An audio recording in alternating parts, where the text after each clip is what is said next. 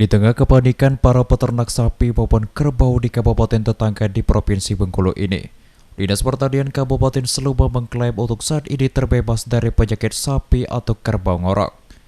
Hal ini ditegaskan Kabid Peternakan Dinas Pertanian Kabupaten Seluma Henry Aritonang. Pihaknya belum menerima adanya laporan atau keluhan dari para peternak sapi maupun kerbau yang ada di Kabupaten Seluma.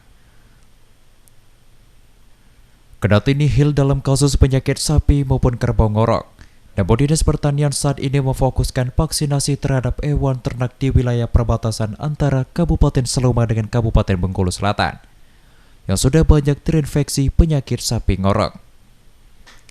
Alhamdulillah di Seluma untuk penyakit ngorok itu belum ada. Tapi karena di tempat lain, kabupaten lain itu kemarin sudah ada kasus, jadi kita kemarin minta bantuan ke provinsi dan alhamdulillah vaksin untuk ngorok, vaksin XC itu nyampe di Seluma sekarang.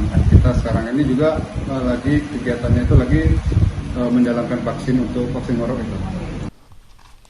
Sementara itu, penyakit ngorok pada sapi disebabkan oleh bakteri Pasteurella multikida yang menyerang saluran pernapasan hewan ternak.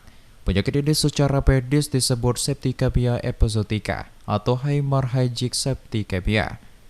Beberapa faktor yang dapat menyebabkan penyakit ngorok pada sapi, yaitu hewan belum divaksin sebelum usia 4 bulan, kualitas pakan ternak yang tidak sesuai, seperti kurangnya kandungan lemak, mineral, protein, karbohidrat, dan vitamin, serta disebabkan lingkungan kandang yang tidak bersih maupun faktor genetik.